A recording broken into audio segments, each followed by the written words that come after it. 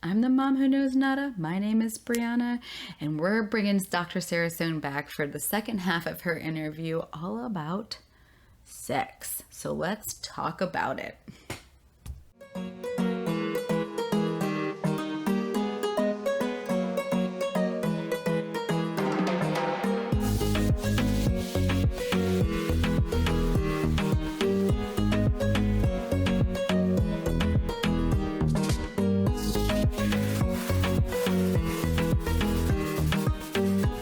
Now that I've been cleared by my OBGYN to have sex, okay, we're gonna go down that path. I've done my 6-week recovery. I'm fine. You know, I can have sex now. Let's talk about how a healthy pelvic floor can influence your bedroom life. So when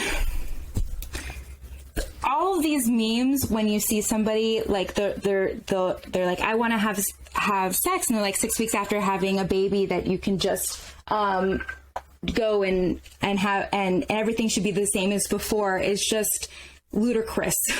So it's just absolutely ludicrous. Like things have changed, and so I think just accepting first, feeling safe in your body and understand what's going on with your body is the most important, prior to here's the best positions to try, or here's the best magical lube. Is you really need to understand and feel safe in your body, because even if you're not thinking in your head, do I look different, or am I is this going to stay forever? Is my partner still attracted to me? Is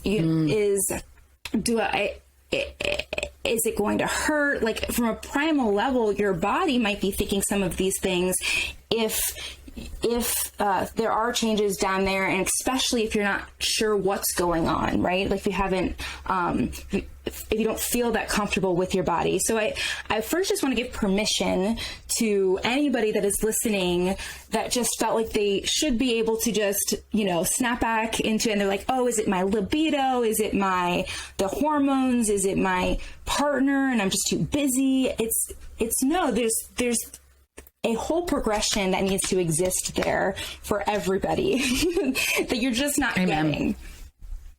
Totally. I like that you said that. Is it really, and this is probably a loaded question, and it's because it's a generalization, but is 6 weeks really a healthy timeline after birth to have sex? Have you had any injury to your body, like you hurt yourself, you fell really hard in your butt? Oh yeah. Yeah. Oh yeah. Okay. I had surgery and stuff like that. Yeah. How long did it take for you to feel like you didn't have to think about that body part anymore? Not that I still think about that body part. Okay. So everybody is So everybody is different. The answer to that question is everybody is different, because healing, it happens in many places in your body. It happens at that direct place. The healing has to happen in the way that you think about that area of your body. And so for somebody that hasn't, so everybody is different. And to say that 6 weeks is this random number that we're going to give to people that have been through a physical injury, regardless how the baby was delivered, something in your body has now changed. That varies from person to person. And I think it's a lot of pressure on a relationship to say, like, oh, honey, 6 weeks, he's going to be here tomorrow. And, that type of thing. If we set these expectations that that's exactly when someone's libido and their safety in their body and their sexuality and their erotic exploration is just going to want to launch off. For some people it is, and they can't wait, and maybe it's even increased. But that's not the case for every single person. I like that you said that, and I kind of figured that would be the answer. But it is interesting, and no offense to OBGYNs, that this is like, and 6 weeks you're good, that you get your checked out, maybe longer if you've had stitches, that kind of stuff. I think it's It is interesting to have, like you said, I had a shoulder injury and I had a first rib resection, and I still like, and that was 10 years ago, and I still favor it. And that's part of the reason I have like a lot of tension in my neck. But to this day, I'm still very cognizant and aware of this injury, and that I have to be mindful. Like I have to stretch, I have to do yoga. Otherwise it, triggers a billion other things, in my body. So there you have it. So it's interesting that here, now you can be like pounded by your husband or your partner or whatever, however your intimate life looks, in 6 weeks, after you've shoved this thing out of your vagina or had your stomach cut open, or excuse me, it's not really your stomach, it's your lower abdomen, but you get the picture. I like that you said that.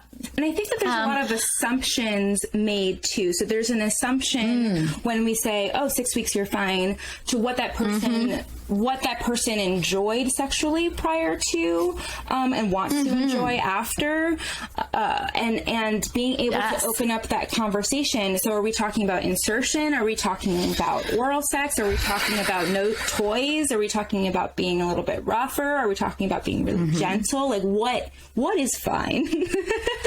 Yeah, I think that is so important too. Like what I liked, and if I'm getting a little bit too much, people, I'm sorry, what I liked prior to my son being born, what I like after has shifted a bit. And I didn't lose my libido during pregnancy or in postpartum. But I understand a lot of my friends did, and it takes kind of time, mentally, emotionally, spiritually, physically to find yourself again.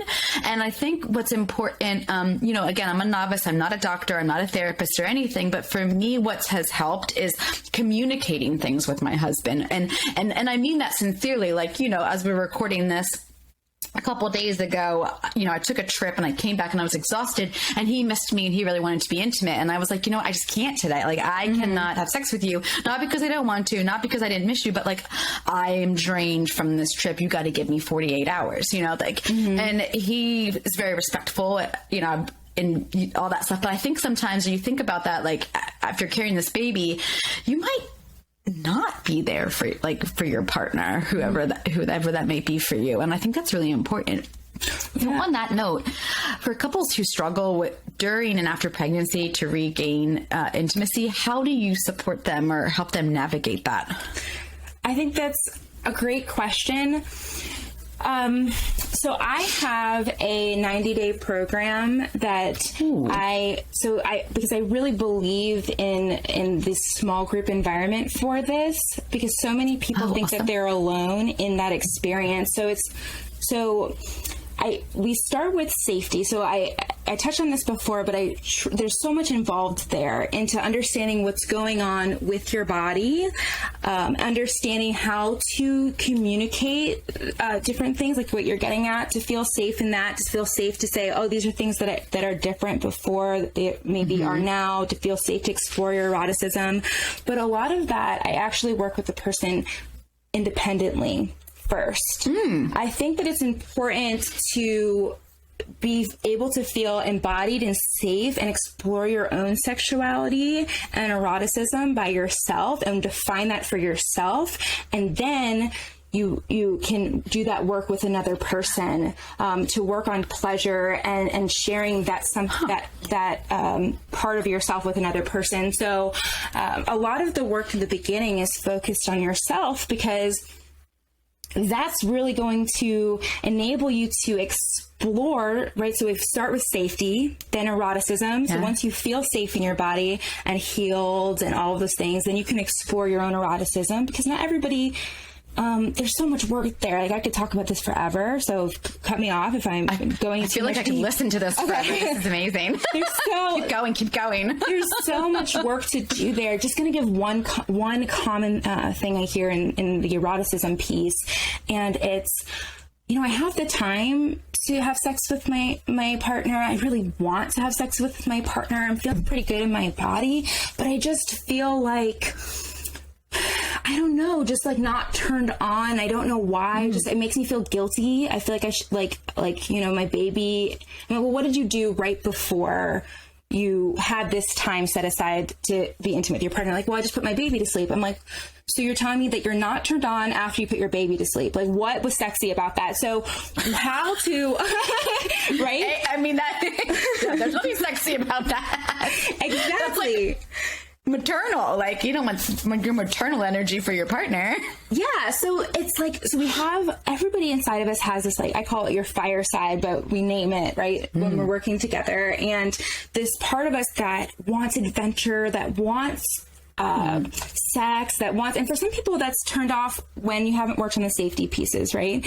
But for a lot of people, there is this fire side that they want to connect to, and they'll tell me, oh yeah, that part of me when I was single or before I was a mom, and how to connect with that while also giving both a voice, the mom voice of, you know, you're not going to not do your responsibilities if you explore this. There's, you know, how to give those both a voice and find balance in this new version of yourself that you weren't before. You weren't, you know, it's for, especially for new moms.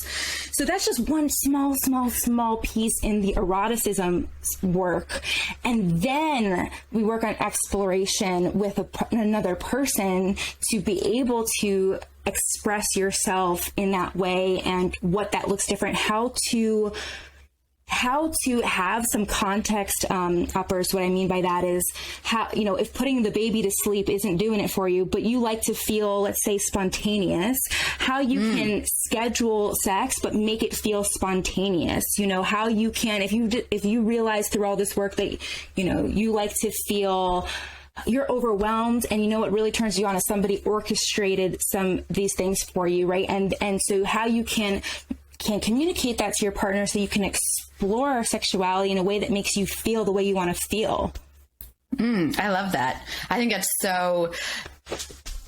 that's just incredible insight, you know, like if you're not comfortable with like who you are and what you want. And I think sometimes, you know, we get embarrassed about that. So I like that you're doing this journey with the independent person first so that they can feel comfortable and confident to relay that to their partner. You know, because I think sometimes if we want something different than what we did before, we might feel awkward about it. But, you know, like for me and my husband, like this is the person I chose to be with. If I can't be myself with him in every capacity, like that you know, I feel like there's more problems there than just behind the bedroom door. You know what I mean? Again, I'm not a therapist. I am just a human being giving my perspective. In relation to women in postpartum, what is important to remember about sex after baby? Like specifically things like hormone changes. You can even go into like postpartum depression or anxiety, like financial pressures, stress, fears, like however you want to riff on that. You know, I feel like so many of those things impact our libido, whether we realize it or not. And again, I'm not the doctor here, but I feel like we could talk a little bit about how certain things could impact the sex life after baby. Sure. So do you have another 5 hours? Crap, maybe we should save this one for a different day. Yeah. Because you're getting to my point of the fact that there is so much that can affect those things, and yet people put a lot of pressure on themselves often that, and on the relationship. Like, let's say that something isn't feeling as comfortable as it was before physically or emotionally, that's just supposed to not be that way, right? And so I think the first step is giving yourself permission to explore these things, that it's not being selfish. It's not taking away from your ability to be a mom. And I'm touching on that because I hear this a lot. It's like this feeling of not being able to like that feels selfish. But then when we do this work, it's like the people will tell me, yeah, it's helping me with my job. It's helping me with, you know, to feel more confident, all the endorphins that you get out of exploring your sexuality in this way and feeling safe in your body. There's so many benefits there beyond, and in your relationships, of course, but there's so many just independent variables there too. No, totally. I mean, I knew that was a loaded question. Well, I would be happy to answer any part of it. I'm trying to think of the best, succinct way, right after you have a baby. Let's focus on hormone changes, because I feel like, if we're talking about moms and women, there's a bazillion things that do go into our libido and our sexual drive. But let's talk about in your experience and how you help someone with these hormonal shift. You carried this thing for 40 some weeks, anywhere between 38 and 42, right? And now this thing is out of your body. And so that hormone shift. Yeah. And then now you got to care. There's just so much just in hormones. So maybe we could just tackle that one for now. Yeah. So the hormonal pieces, that is a great, OBGYNs and nutritionists will really help to balance your hormones and things like that for people that are experiencing, extreme versions of low libido or depression and apathy, which is real because of those hormone changes. So I would say a big part of my job is to screen people for that, because people feel very comfortable. I hope, right? I hope I'm giving you that impression to talk to me. And so they're talking to me and really screening for signs of apathy and depression in general, and just lack of interest in the activities that you were enjoying before. And so some of those things is a balance between medication changes and dietary changes that can balance your hormones and things like that outside of the pelvic floor and other libido work that I would do. So I definitely help to screen people for those resources and know the best places to go. Because it's not always so how to put this, any type of mental health thing is never so apparent. I don't know about you, but I've struggled with depression for a month I never had it before. For a few months I was feeling really depressed, and I would say I don't feel depressed, but I felt that sense of lack of apathy. And I'm a really excited person. I'm always happy. I'm always really maybe not happy, but always really excited for life. And excited to try new things. And for me, that part of me felt dull, and that was how that formed for me. And so I think just giving yourself permission that those type of experiences might not look for you the way that you envision in a movie. It might not mean that you're crying for 5 days. It might mean you are. It might look different in terms of what that presents like. Yes, I love that you said that. I think that's so important. And I like that you are sharing that's something you look for, and how you work with other people and their expertise to get better, whatever that transition might look like for you. What do you tell your clients, or what insight do you offer when someone might feel discouraged about their body or intimacy after this new organism has come to life? Yeah, discouraged about their body or their intimacy. So from a discouraged about the appearance or about the function of it, how it feels. Both of it, you know what I mean? I think sometimes we have an idea that, we go on this 6-week thing, and, whether we want to admit it or not, there's a lot of social media, movies out there, celebrities, or, even maybe we have friends who bounced back after baby. So we physically feel gross. Me personally, I'm still 20 pounds over my pre-baby weight. I don't feel unsexy at all, but I know people who have, and after baby for the first year and a half, I did feel kind of ugh, who is this woman? I can't believe I can't lose those 20 pounds, blah, blah, blah. And then I remember for me personally, again, just making it personal, because that's the only experience I have is mine. It's great. I love it. I do remember feeling awkward having sex for the first time, that, insertion, into me was foreign, in a way. Post baby, and I was really nervous about, if I was going to be too open, or hopefully my dad does not listen to this podcast. Yeah. But, you have these I guess societal like implications, like after you push your baby out of your vagina, you're not going to be tight enough to like fulfill your partner. If you're a female and a male setup, I don't know if like I'm a heterosexual woman. So, and then you just feel like you don't bounce back after baby. And so both of those things, you just feel like, am I good enough? Like, how would you direct somebody that like me who felt that way postpartum to like re-engage? Yeah.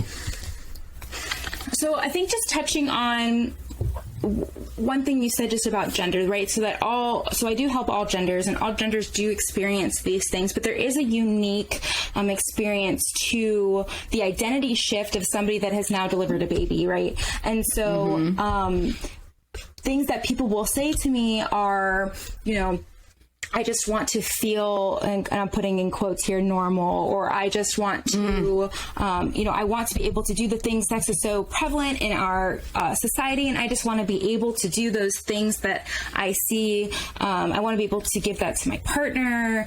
It's always something that's always on my mind. It affects me mentally. And so in order to reconnect to your body and to feel safe and confident with it, you have to go through that progression. So my formula for good sex, if you're ready, if everybody has a pen. Yeah. Hold on. Let me go on. Okay.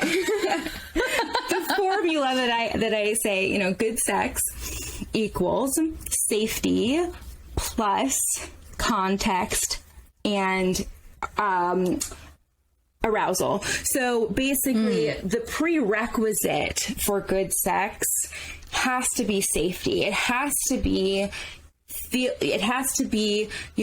understanding what's going on with your body, and those thoughts that are going through your head, because if you ignore them, they just grow, right? So really pinpointing them, working through different strategies to start to feel embodied, and that this is express your sexuality in a way that might be different than it was before.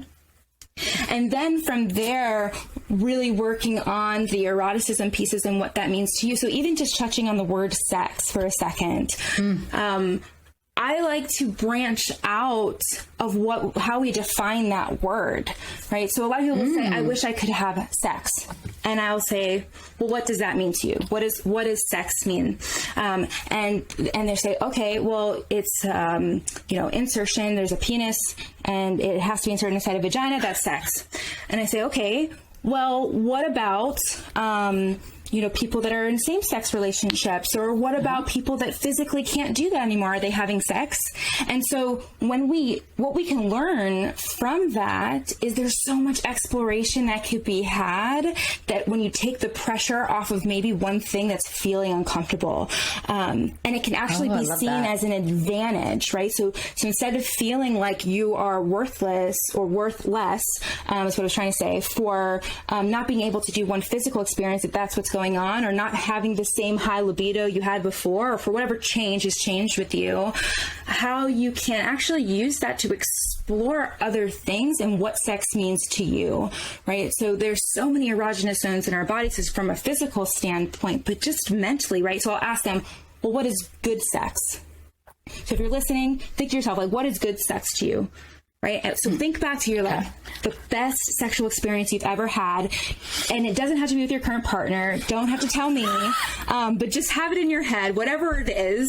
Get really visual, where you were, what happened, how you felt, whatever it was that pops in your head. Don't judge it. Just put it in there. And then we go through it, and they'll tell me, and they're like, yeah, it was so great. It was like so spontaneous. I met this person, this is just one random example. I don't know. We're going to go to Fantasyland here. There was one, I met this person, and like, they just kept eyeing me, and we were flirting, and it was so out of my character, and they kind of were, maybe they were a little bit bossy, or they let me be, whatever it was. They'll say all of these things. And then I'll ask them, I'll be like, well, you do realize you never mentioned the thing that you're feeling a little bit insecure about, like the insertion or whatever. Or I'll say to them, you never even mentioned orgasms. Like you never, the things that made it the best sex to you is how you felt, right? So you can reconnect to all of those things while also healing your body physically and mentally in safe ways, right? So you can feel all of those things that really turned you on with your partner when you're able to identify and let yourself go there and explore all the different sensations and sex, things that you can try that are fun. I love that. And I like that you say, like, maybe we need to redefine sex, and since we're speaking mostly to postpartum women, that might look different for you more than 6 weeks afterwards. And I think that we have to be okay with that transition time, and allow ourselves that flexibility to openly, honestly, and safely communicate with our partner about what we need postpartum, and about what they can expect from, like, setting, I don't know about setting expectations, but because I feel like those might change day to day. I know they did for me personally, but also trying to get our partner, like, having that clear, concise communication so that, you do feel comfortable in whatever sex looks like for you, especially in that immediate time after a baby. I'm saying, like, after 6 weeks when you're quote unquote cleared from your doctor or whatever, like, it can be different and that's okay. I love that you're highlighting all the different ways that you can explore sex and how you can get to that moment where you do feel aroused, and however that looks for you at whatever point in time. I think that's fabulous. It's like such a good advice and just like insight for someone to have.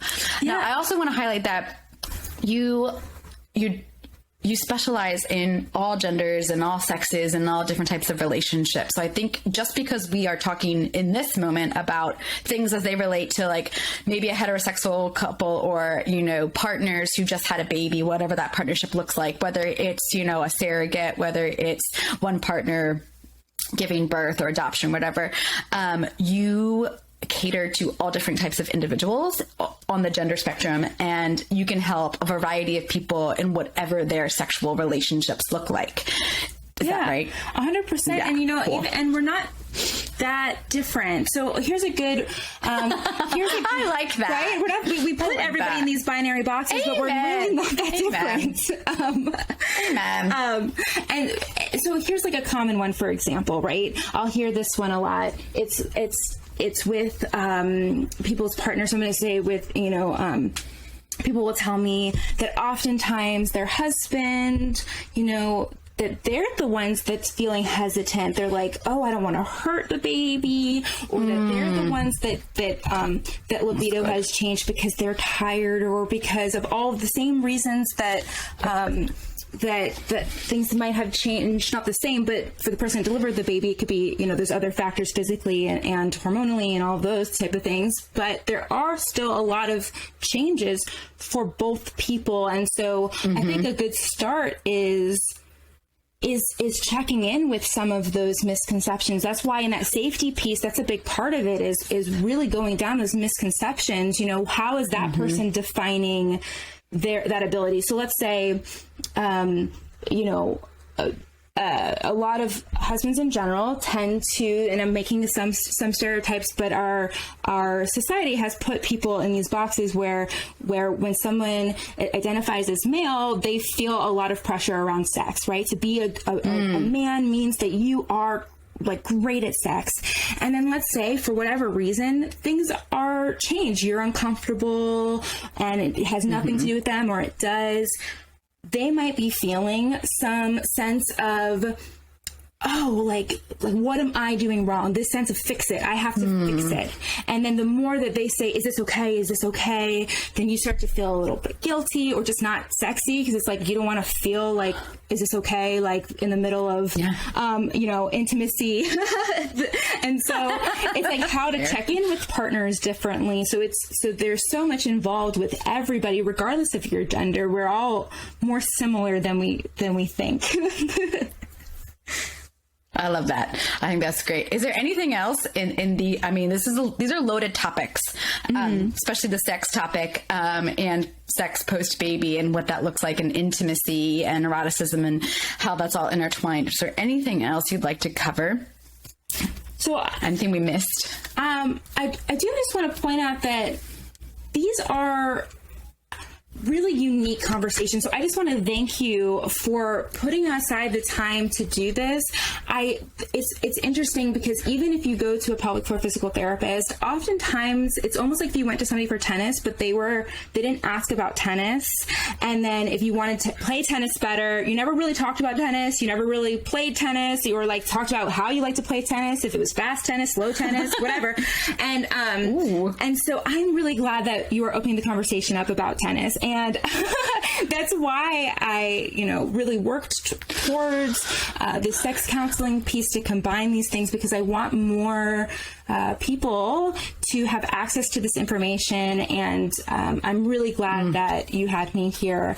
I'm actually even today, so when this was recorded today, but it might still be there in my Facebook group. It's called Better Sex by Sara, Sara. Yes. Even tonight, I'm doing a Facebook Live all about C-section and sex. So I go into each one of those topics that you were talking about in that group, because that information, you can find a lot of good information about the pelvic floor, but I feel like in regards to that and sex, it's actually pretty difficult to find information that's not pretty heavily focused on certain it's not really open towards people that might have had pelvic floor issues. So I'm just really glad that you're having me here. I love, if you can't hear it in my voice, how passionate I am about this. I just love helping people with these things. And I would love to have any listeners in my Facebook group or to reach out to me anytime and talk more about these topics, because I love it.